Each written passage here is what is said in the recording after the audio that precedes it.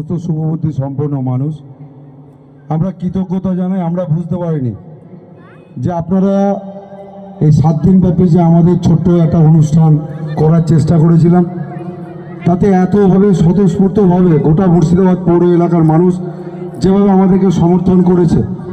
আমরা বলেছিলাম 25 থেকে 31, আমরা 1 তারিখেও এই অনুষ্ঠান রাখছি এবং মেলাটা রাখছি। এবং ধন্যবাদ জানাই যে আমাদের শহরে এত কৃতি ছাত্রছাত্রীরা আছে, তাদেরকে যে এই স্টেজটা এই সুযোগ করে দিতে পেরেছে।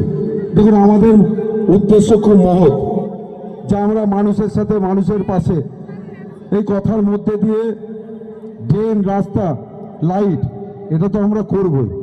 তার সাথে সাথে আমাদের ঐতিহাসিক শহর মুর্শিদাবাদ এবং ঐতিহাসিক আস্তাবল ময়দানে আমরা সবসময় জন্য চেষ্টা করি যে আমাদের শহরের মানুষ একটু হাসি মুখে থাকুক।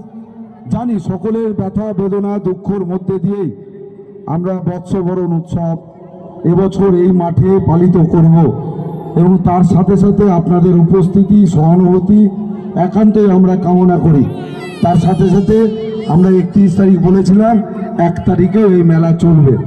এবং আমরা ধন্যবাদ জানাই মুর্শিদাবাদ শহরের প্রতি কটা মানুষকে, যে আমাদের শহরে যেমন খেলাধুলা এই মাঠে হয়, আমরা চেয়েছি পার্শ্ববর্তী আমাদের বীরভূম, সেখানে আমাদের বসন্ত উৎসব বন্ধ হয়ে গেছে।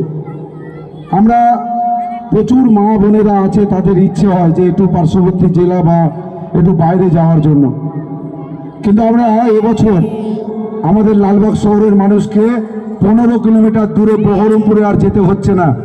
আমরা আপনাদের এইভাবে যদি স্বতঃস্ফূর্ত সহযোগিতা আমরা পাই, আমরা ড্রেন, রাস্তা, লাইট, তার সাথে সাথেও আগামী যে প্রজন্ম, তাদেরকে নতুনত্ব কিছু আমরা দিতে চাই। আমরা ধন্যবাদ জানাই আমাদের প্রিয় মুখ্যমন্ত্রীকে, অলরেডি 72 কোটি টাকা আমাদেরকে স্যাংশন দিয়েছে। কারণ কি? কারণ হচ্ছে আমাদের পাশ দিয়ে যাচ্ছে মা গঙ্গা। মা গঙ্গার পার্শ্ববর্তী যে এলাকাগুলো আছে, তারা বাড়ির যে ময়লা জল সেটা আমরা মা গঙ্গায় ফেলে দিচ্ছি। এবং আমাদের শহরে, ঐতিহাসিক শহর, এখানে আমাদের যে সাব ডিভিশন হসপিটাল আছে, সেখানে তার পেছন দিক দিয়ে একটি ড্রেন, কাঁচা নর্দমা আছে। এবং আমাদের যে SCBC কলেজ আছে, তার পাশ দিয়ে যে ড্রেনটা আছে, তার জল বেরোনোর কোনো রাস্তা নেই। 1 নম্বর ওয়ার্ডের মানুষের খুব সমস্যা। তার সাথে সাথে আমাদের অতি মিষ্টি হলে পরে আমাদের 3 নম্বরে স্কুলের সামনে, সেই স্কুলের সামনে এবং 3 নম্বরের ভেতরটাতে জল জমে যায়, এবং 6 নম্বরেও জল জমে। এবং আমাদের শহরে কিছু কিছু জায়গায় এই সমস্যাটা আছে।